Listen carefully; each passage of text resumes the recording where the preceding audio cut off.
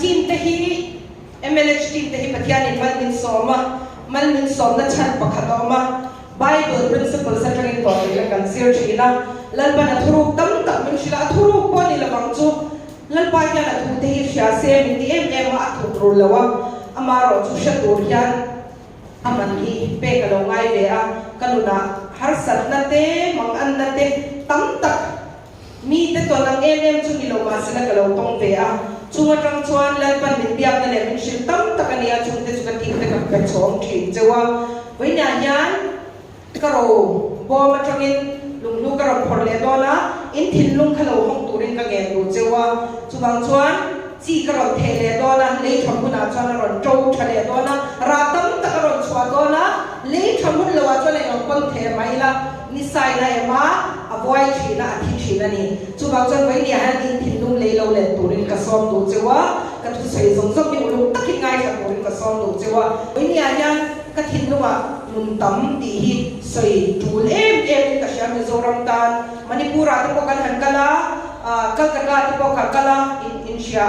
tu lai pe chu thaba sa pe chu ka zin na se em ina te ko kom mu mal han lo ningam pa kom lo ka sha ina chu kyang chu ka dia tun tha chuan patyan ko ngai na zara zin tam ka tum lo wa pakhata zin lo the lo na me te ya chu i ba chu zin ka tum lo wa chu bang chong ka tin te tan Mizoram tan opila ti kha ka thin lo wa ma abul tan na tan tun tha hi September tha ni ya kan sales tam me tha ni china ni kha kum tin yan chu bang chon tun tha ya lo bung turin tam do na ni ka soi wa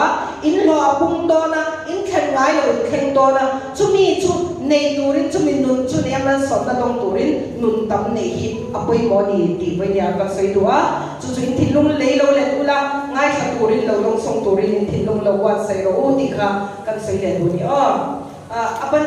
abundance life abundant life ti ro ki abundant life coaching ka topic pakhat abundance nun tam vai ni han sai ka du ni nun tam nei tura ko kan ni ai nge nun tam chu ai nge abundance nun tam music ka of the chuan ama sapera chuan vai na thun karon sai hal ko pop do na Genesis sa kan bua bung kwa chang saria tin nang ni chu chitang tak khai lo bung ro le a yan fatam tak shimula achunga yan lo bung ro ati a hei poi khop me a Bible ai ziada na ni hei chuan Bible him zo tonga sia ni lawa ale na yan fu lawa chi na ni hei ye kan ti chuan New King James Version chuan ti yan kan mo as for you be fruitful and multiply bring forth abundantly in earth and multiply in the kan mo hei ngen na ani lawa thupe kan ni thupe ma sa ani Genesis sa kan mo pathian la ka thupe ma sa ni pathian ring tu kan ni chuan lai swak Krista ring tu kan ya Bible ring tu kan ni chuan hei hi thupe kan ya voinya Miriam ni soi so pani lo lalpa la ka direct ka thupe kan to na ni ami ten a thupe ma samera ni ta yan ni zo to a yan ya nei ai ya tin nang ni chu chi tam chak lai lo bung la le a yan fa tam tak shimula a chu a yan lo bung ro wa ti ya fa aron so ya chi ti so ya yan fa chok aron so ni hei hi poi ka ti tak zeta fa chok shina soi lo wa ta yan Bible yan English version a kan hu chuan nang chu ra chwala ra tam tak chwala pungang che atia tam takin le a yan in ti pungla in kha pungang che in ti pungang che atia fa soi lo reng ani ta yan English version a yan mizo te yan fa tam tak shing turin pathian in thupe a kan in ngaya chu ti ni chuan pathian in fa shing chau hi nun tam nei anga ngai si chuan fa shing thei lo ching te kan ma te ro wa doi thak takin fa nei thei lo te kan ma chu tiang mi te chuan pathian thuan oi lo pathian thu an ti lo tling thei ta lo ti na ni em thil le fu lo ko yi sia chu mo palai dik lo in nei na tur hi palai dik lo chuan in tuna ko company aya palai ka ni ke hi nang ni ta hian company aya palai ka ni ka chan tira chan vestige company chu in la sha do lai khan vestige company chu tiang chu nia kan pu chu tiang chu nia ka company aya ka palai china palai dik lo chu ni lang chuan vestige mi nan join tu lo ani em chu bang chuan Bible in sia da na hian in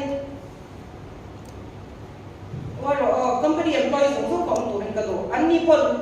ตั้มในตัวเราไปกันเนี่ยไงเขาไป process crown plus สักทีไปเนี่ยก็เสียมันเนี่ยกันฟูมันเนี่ยด้านนั้นพอ welcome to ในโลกแต่ข้าสารจักรเชื่อเราที่ไปเนี่ยก็เสียดู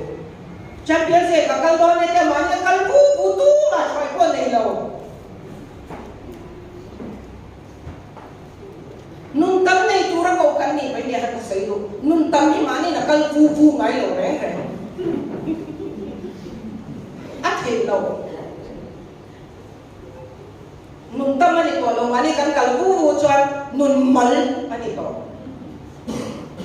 อ๋อทั้งกินตลอดโอเคนุ่นตั้มในตัวเรากันนี่เป็นกับทีมที่สู้เราก็ตัวไหนยันเซ็นเตอร์ช่างมิโซรามากับวิชั่นนี่ฮะปัจจัยนี้วิชั่นเป็นเปีย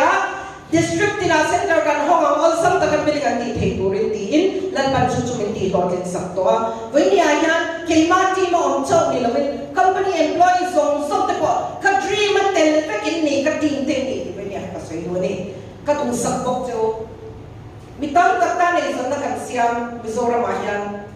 สุรการที่เราว่าชวน organization เราว่าชวนเงี้ยเนี่ยเปิดพอกันนี่เอาขัดติดโลเปก้าก็ไว้ขัดมา treasury ไปซ้อมโลกันที่เกณฑ์ไหนโลสุรการวันนี้ถูกโลให้มิโซราให้จวนติดกันสวยด้วยวันนี้อายัน vestige สูงกว่า crown director นี่ที่ diamond director นี่ที่อีองค์อีลุดเสียเลยอีมันสมแล้วตัวนี้เป็นยังชัดทารอติดกันสวยด้วย company employee นี่center manager นี่ center top 2นี่อีวานนี่จะให้ชัดทารเลโรติดกันสวยด้วยนี่กันฟอนไซน์ทำงานแบบนี้อ๋อจุดวางนี้ให้ที่ประคับชัดสว่างกันเนี่ยโซรามิกันไบเบิลเลยนะที่เราว่าจุดมีบางส่วนชัดสว่างกันเนี่ยตามปลายดิโลประคับอ๋อแต่พัดตานี่ปลายดิโลจวนในน่าเข่นตีเทแล้วว่าอินเรมน่าเข่นตีเทแล้วว่าจุดบางส่วนไบเบิลยันที่ยันกันว่านั่งนี่จุดที่ตั้งตะเข่นเราคุมเราเลี้ยยันฟ้าตั้งตะฟ้าตรงที่แค่ไปกันติดตุกะเฮ้ยฟ้าตั้งตักชิมุละอาจุอายันเราคุมเราว่าที่ฟ้าชอบก็อักอกตาเนี่ยจุดไปลุตุกะกัน translation ยันที่ติดเราว่ากินไว้ที่อายันฟ้าชอบก็ตาฟ้าตั้งตักชินะฟ้าตั้งตักเนค่ะปะเทียนทัวร์น่ะกันง่ายตาเฮ้ยทุบเบกันเนี่ยก็เสด็จจุทุบเบกเลยเงินนายนั่งเราเนี่ยทุบเบกจุดที่เงี้ยจุดที่ละเนี่ยเงินนะจุดเงินนายเนี่ยมีนั่งเงี้ยเจ้ากูชวนนี่ที่ไงกูชวนนี่ที่เราเนี่ยอีทุเนี่ยทุบเบกกันว่าจุดที่เงี้ยจุดละเนี่ยลัดทุจุดตบไปนี่ที่นี่ชินะลัดทุไอ้เราจุดที่ชินะนี่จุดเฮ้ยลัดป้าทุบเบกมาสาบายแล้วกันหัวเนี่ยจุดฟัชชินแล้วสวยแล้ววะแต่ยันEnglish again, New King James Version akan kuah. As for you, be fruitful and multiply, bring forth abundantly in earth and multiply it. Nangirotu ratam tak suala buang je ati fa soilawa. Nangirotu ratam tak suala buang je. Bible hemula tutung luya kala tutung tar ceklein. Lalpa yang rat suala yin adu lawan ini penyanyi siapa? M kedua ni. Itu narai suala tu lalpa adu lawan ini. Tera janji kan saya tutung terakan, engkau ni kah? Wai kerja ni kan kabur lewa, juta ada rawan ni jual ni kita nak hal rawan ni. Ralau ni bagian ni dah tu lewa, hei bagian tu bekan ni tika soiwa, kau yang guna kan thokan ni company employee kan ni amo, center manager kan ni amo, DUCD kan ni amo, UCD kan ni amo, diamond director kan ni amo. Bronze director kan niya mo, no kan niya mo, pa kan niya mo, housewife kan niya mo, ra-low, ra-swallow, nuntam nailaw, mason-low, lalpa, dulo. So, ganito ba niya hanggang siya siya, okay? Lalpa, duso, dahil zom mo kan siya tolong sorang yan. Kan titire, pero mason, tura siya kan niya, enye ra-so. Ay, kandalo. Kandalo, katungin siya, di ba? Rakyat tilpek nang lawan ini, baik lakan dua, karau rakan dua terau, karau tilpek ombok, karau rakyat karau tilpek kan sesau lo. Ini ada til kapek secuan, kapek sia, kapek ni lala kan itani, terau til kapek secuan itani ya. Itu cuan ni lawan kapek sia, gimana ni dia kathor cuan dia kathorin raya, kadu saknawan kapek sia ni mereka itu rani lawan itu pek tu. Kalau til pek le kalau orang kesoi sia doan. When yang kapek sesuatu i la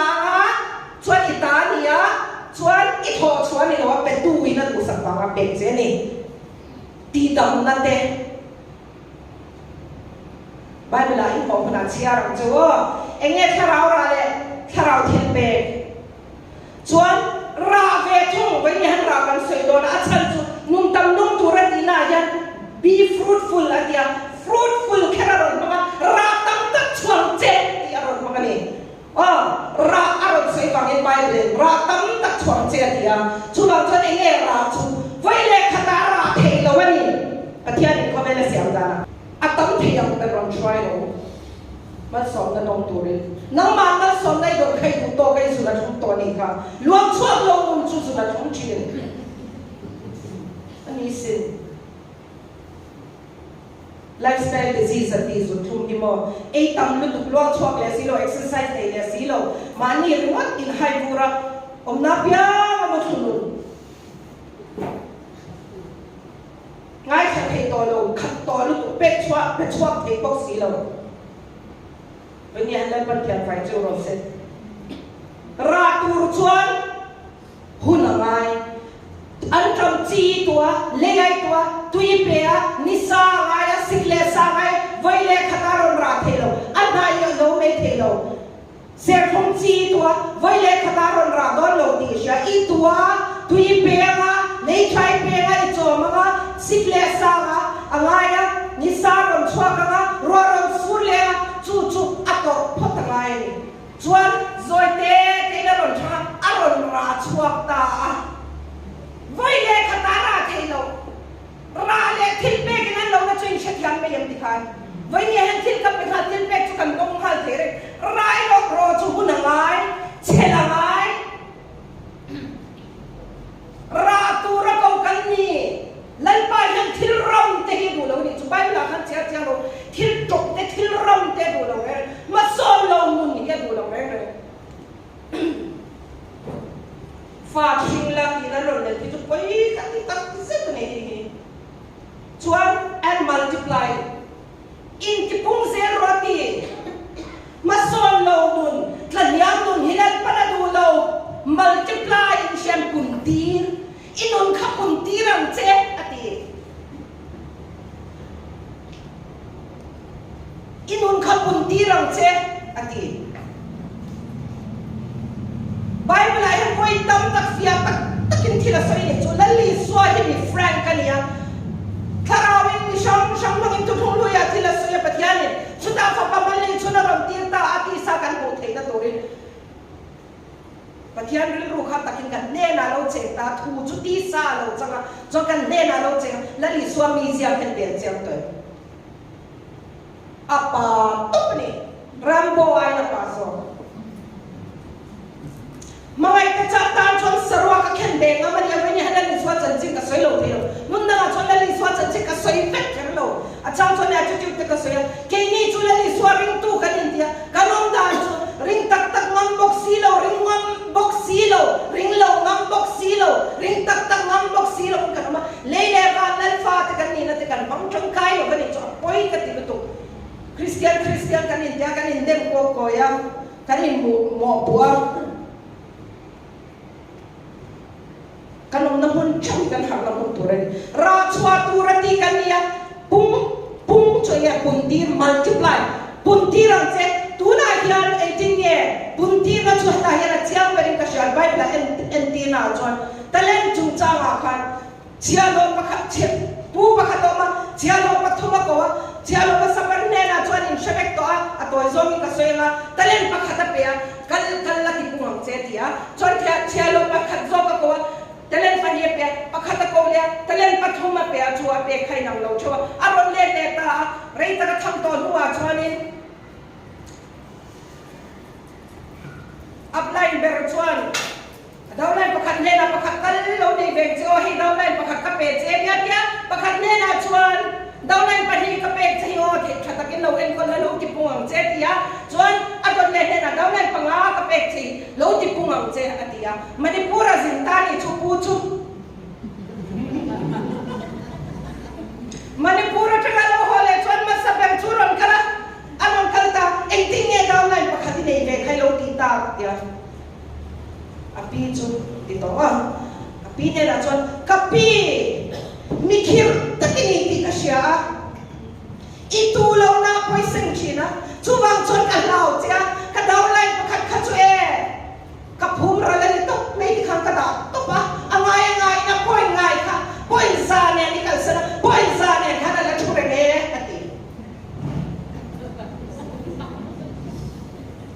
atong kang ngayon siya ka mikir takiniti ka siya dawlay pakat pekto ang buha po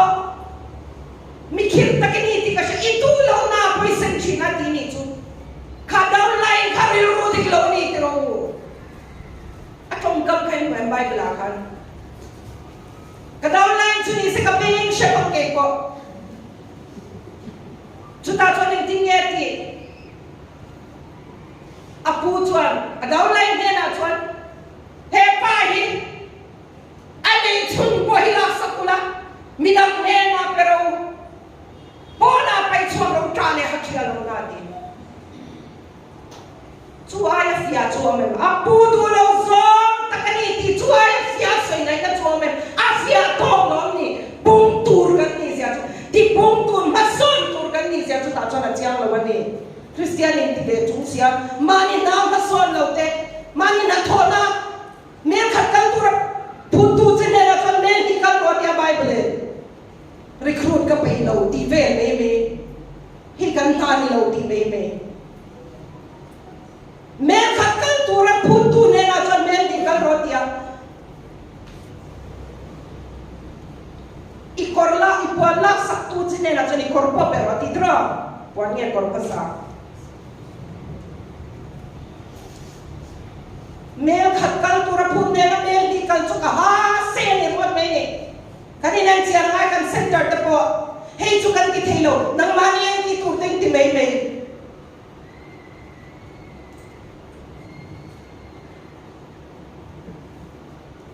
ta chuan dawlay na sagar chu ti chu ni ta pona kale haksha na payanita panina lo kala dawlay pani ka pe sa kay ni tita kapuwente dawlay pani ka min petro dawlay pani lang kanay belasin to na chan paliit ito sinatia chan apu chan boy chale rinong iti chae klem te chuai rin matam tak chunga omang che klem te chuai rin ma tam tak chunga omang che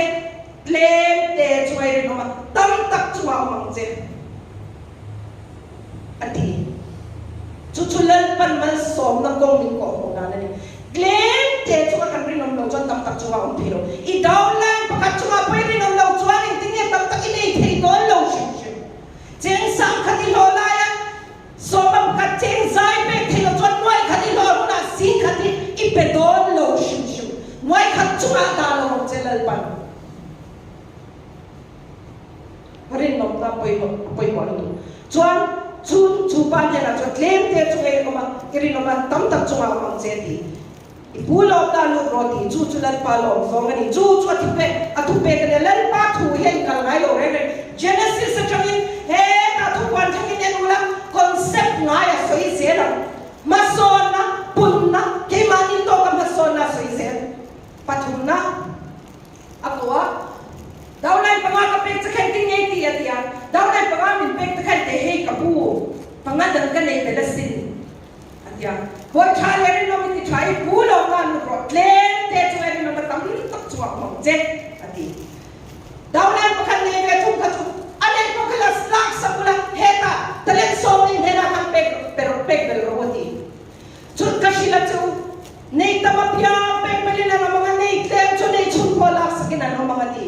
magtiro o nei klem chu pe bel zo om ngatinge nei tam hena chon pe bel an anina chan an nei tam chan khalo malom an lo rinom ema chuba nei tam chu ne en kol klak lo chu lal para pe don lo che inai chun pola sa don se hei hi ka chu soi ni lo lal pa chu soi ni Bible concept ni pe na ka soi Bible concept ni chuba chon ko ni a hian pimeria mi chu him maso tura ka wani lo nung tam nung tura ka wani lo pi parte chu nung tam nung tura ka wani lo pi pete chu nung tam nung tura ka wani lo pi mami chu hi ka wani lo kan sabai ko kan ni di kan chia chia na ngai khong en nung tam chu crown plus ko kan soi dia kon sing hai kai to kinin non kala innum tam chan ve kha ko ring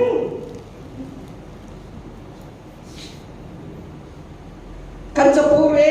men bok se ki chui ma kan ni lo ke ki chu min chedai til kara mi le ka thiam lo kan ya chu ti khati na mi chedai til kara mi le ka pot thiam lo zong thu pa ron ti chei ram engei ni bi ki non ti don chiang lo tu chu tiang chu kan ni le bok sia voi ni ayan nun tam nei tu ra ko kan ni pung tu ra ma so tu ra ko kan ni ti kan sa Kay ba changa team nai kan company employees changa kan na thok zong office na thok zong te kan center employees zong te kan center ne tu zong te lan pan min ko ni kan sabai ni ang le chu tiang chuan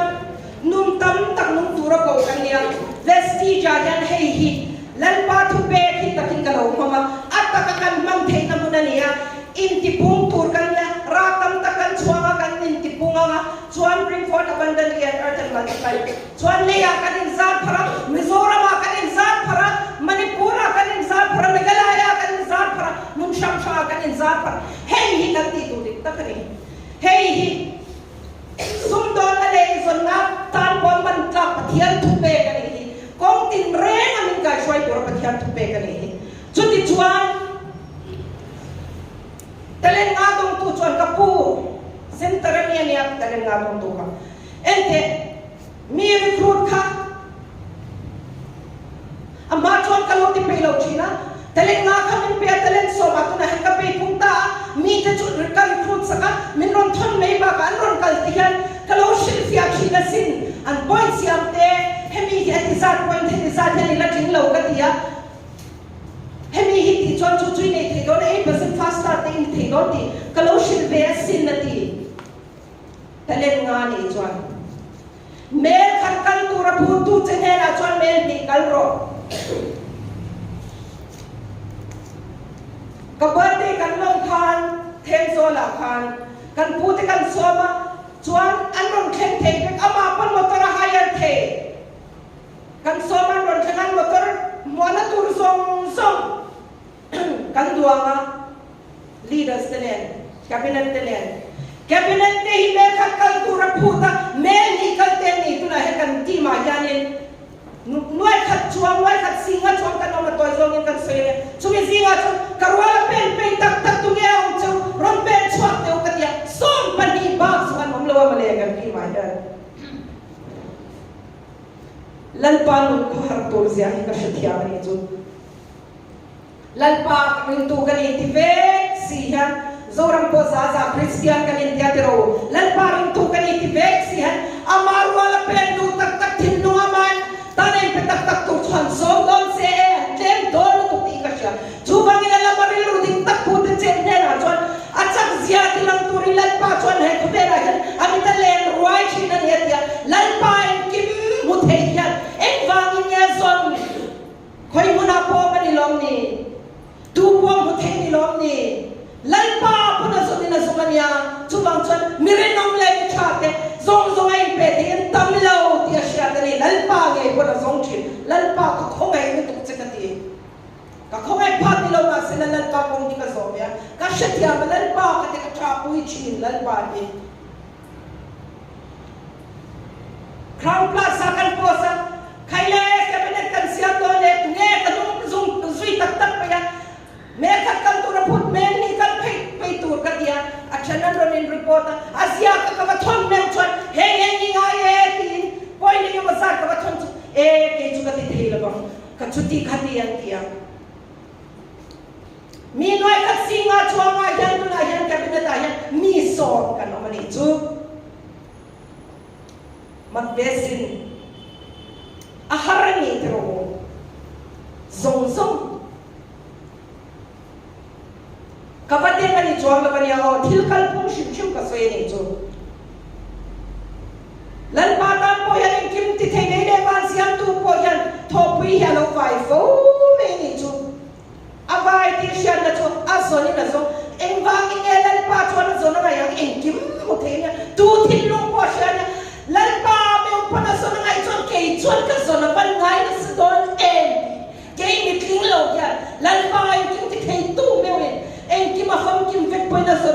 cái Miriam cái ngã lên chính mà lâu thịnh sẽ boxy cho nên gái boxy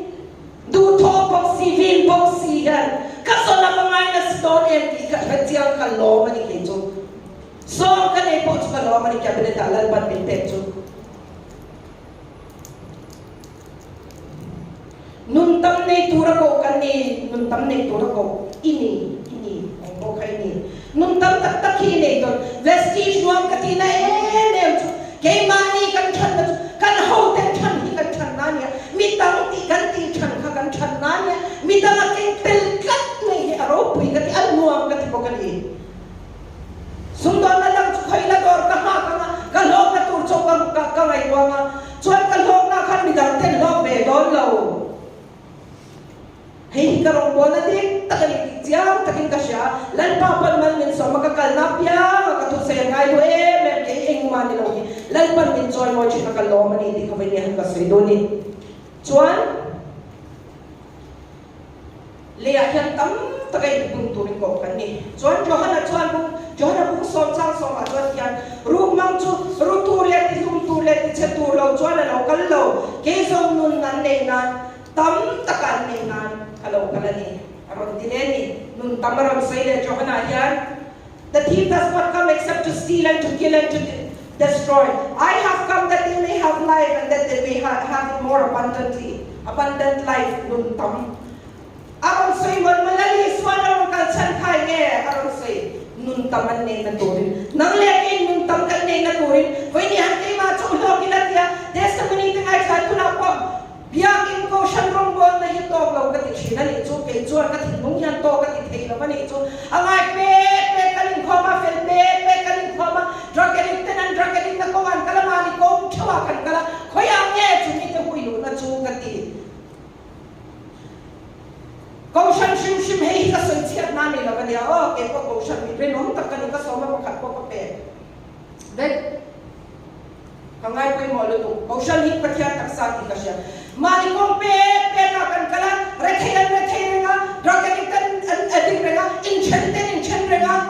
kau siya ni propuy takin minindey tira inchen hunayan ko kaya kau siya telong chen hey hilo na riswalo ka chanso nun tam kan ni naturin amma chon mi kanin nei china duna chon inchen tam to emin inchen te poy ngai twale ngai ni chuchu kan man result naturan ni chuchu nun tam kan nei naturan ni hitiin in apply kanya plan cho ka shudon cho mo katya ate ulo me ka depress ka pasal chutyang so min ron phone na he am higlo to kanin so points anir what law kasi present lo tong try sa ro chutyang cho ka pasal niya chutyang cho ka chukwa a shop lo to katihin antam me dam lo na depression harsan na ne phone na sa lo to kanin so mak em so nun tam nei tura ko kanya voy niya yan vestige ay hotel na turso nun tam nei paulay hotel na i-download ti kan points chok kilo dan nun po kan kuiro tong try po chinang che ithay na ka shwayang che atul huna po hawang che tong kam chamin de pet tu himin mga ito ni kera naman niya ako mga inatakin i-download day and column mga inatakin customer te download local te center local te indong songem Poi mo to kay Suga heta yan ron so ile dun tam takan nei nan karon kala ni ti lan iswa ka e ko bela dun tam takan nei nan ron kala tunge kani kan she chokiro tunge kan ni han soi te u patianan puya siang kan niya pero kay mani kan tang landa atoy so ni chu ka soi sing to tuk in shebe ko tura ka ngai ka soi sing to heta yan sama kan kuwa inena long tu ka sam za som tum pa kwa chang som pali inena long tu ka shilang che long takle mak ta siam ka ni sia ithian te mak ta ka ni chu ka na hiya ka jiang le ri he nam te leaders te voi tam ta kin shu to he te hin tim te hin shu chongen in lo lo choken crown and above te mani pai chon in kum puya wa lo ka in maya tu ka in chu pa har sa na lo che ka luang chua ro Luan swallowing pipe. Nung tam nek tura lang pati kami. Heta yan sama tiang yan asuyang New King James Version akan mo. I will praise you, for I am fearfully and wonderfully made. Marvelous are your works, and that my soul knows very well indeed. Kafakang je hilti te hiro puisia. Kay mahilom tagle magtakasiyam kaniti kasya. Ita to te hiro pui katia cha katilutuka. Katharaw yan na siya tiyang niyati. Patiya na faktopani. Patiya na masiyam tangkasya. Laom tagle magtakasiyam kaniya. Heta laom matihi. Zao mati nani oh laom tika tirchalaw na ko laom tiya zao na laom masyamani kan ho tu pa eti na kan principal te kan certif tu te kan pujo kan sa chindro kan lawa kan sani kaka kan law ti kan an mani kan min ti chai do ramoy ko kan law to ma se kan principal te kan sa da ne na law anien hemi zao na laom masay nani oh fearful alita Zam takalom takasiam kan niya kay mani patyanan ko yasiam kan niya maan ko yasiam kan nito kan trungkam tiyan tina titeni oy kan trungkam ti film ko relo kan layan tro Bible kan dua Israel ti don ko kan ye anin chuma pa te mal song na kan chu thina chu trungkam re bota ni o mal song na kan chu isawala chu ko pa ko kan ye nin chu kha mal song na trungkam hi poi mo tu kan chu mal song na trungkam lo in chu thina ni chu kan trungkam poi mo kan siya kan soy may dote kan soy may ya kan trongkam yan tina tiya kan trongkam yan ang siya kanino kay ito yung mga katibete maging makaibe taklong te kanito kan trongkam yan ang siya kanino kan trongkam yan mal kanin so pesin toy song kasi to ni chutu lang kan mutay song patyanin trongka siya man yan amaan puya siyang kanisi so kan trongkam yan tilaban titiya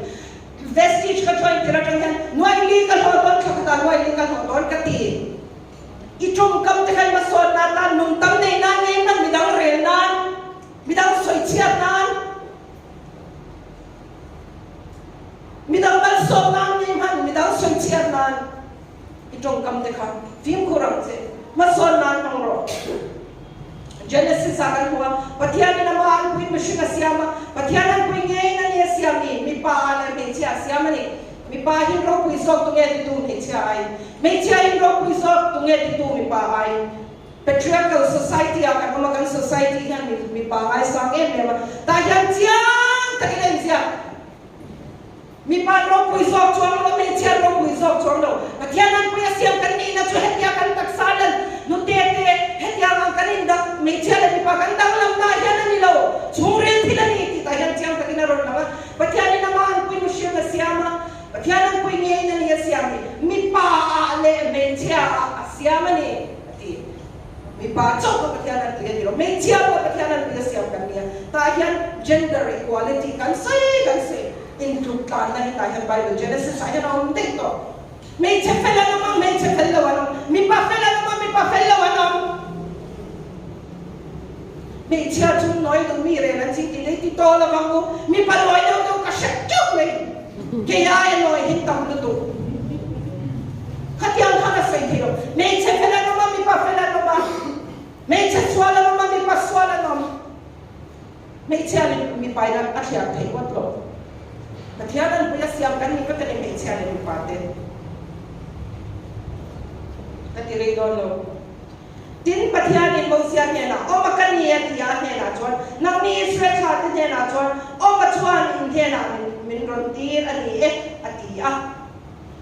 hetyang yan soy rodi mo siya ka patyanin na tira tungin tir ka tiya ni lega suka lang iming po ka siya sin tungin ming atina ani chumo siya ka patyanin lalpa tungin ming atina ani chu boy na kan kapahi ahasya mangaya Doctor in arongkal do na dentist ka kabangena kung ay takin inalong kalamin sa ko kaya Dr. Kafel ko ni kung karon siya mga karon enangin adia chuan inchua kite katira ibune na chuan hasoila tan ye chuan ta thong ingara Dr. Churongkal mandona alokal me ang kanay po siya ka ti kan hanshil tira chuan kite churong chuble bang kapuin Dr. Ming chuga siya silo ay tinye kan lo ko ang Molbia buat kafu don silo roti. Mingi boy mo vetero. Kan minga min shat tu hitu angai na to manitro. Eng lavi eng lava min tu may maya chuan. Tro chuan kapanya na Dr. Felani antiro kaya hanshilya sana rochuga. Kaya mo siya ya patyan na ka tungay minglal pa tungay. Ini katiyang tia chuan pathian ina chana chu oma kani tina changa he bo he translation in point ka tine ta me chu God said to Moses, I am who I am, and he said, thus you shall say, thus you shall say to the children of Israel, I am has sent me to you. Oma ti chuan om nang huna ko katro ani em vainia hata tui ko tlang vai me hola ko oma central vai me hola ko oma om na mun na soi tro om chuan ma se oma ni lawa soi nia kania ti ni chu magmen ti what the Bible translation that's what it said intimated nia kania dia I am who I am I am chu ni na soi na ni nia kania nia chuan min tira ni tiro ati kanni na kan soi chin te hi apoi mo sin kata ta khan kalimani kan chi han kanni na kan lo se lan pa lo tel chin ni chu chu da chuan chuwang ka ser ti chin chuwa affirmation soi ro ka te ka ser ti chin chu ka tong kam le lan pa min pe te du du na mang ver ngot suwa ta kai man pe lo chuan in na ka tong kam chu ke chu mang su in no nai man ro chuan in du du na se in no nai man pe lo chuan ka tong kam pi tu man ko su ta na poi don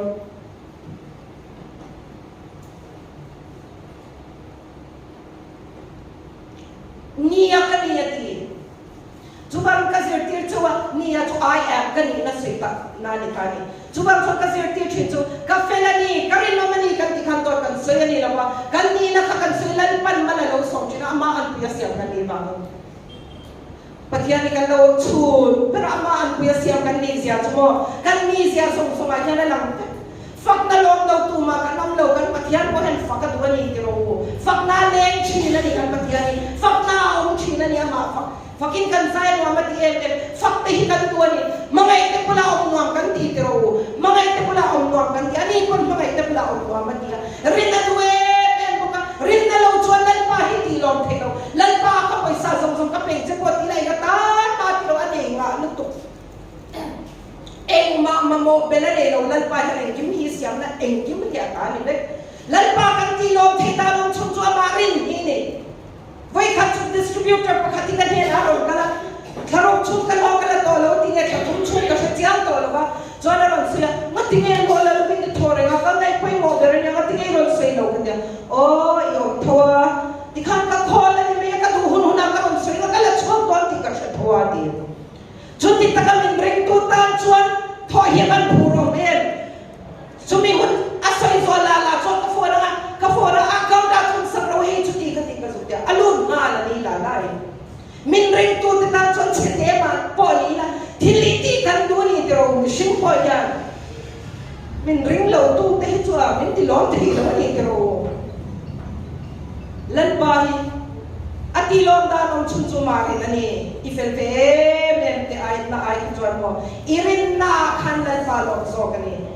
swal ro ka ti na ne irin na khan lo so ka rin na te lo chuan thil ro pu ya ti the re na ba ni lan ba kan rin na ba ke te lu po yan vestige te ra Mizoram asum le pai sa le na kan chen kan pe don kan ti ve mat me ni chu rin na ka sa ya ke ma ti the to ke lan pa rin chan lo chuan ti chi ruala ni lo lan pa rin chan lo chuan ti chi ruala ni lo kha ka soi ta ka ta na thata em ani chu chu lan pa ro che ta ka ti the lo ni ta voi nia ko ya ni ti the ruala wa khan lan pa ri nga chu tak chu lo mi ti the ka to I ti the re wa khan lan pa ri na rai lo han ding te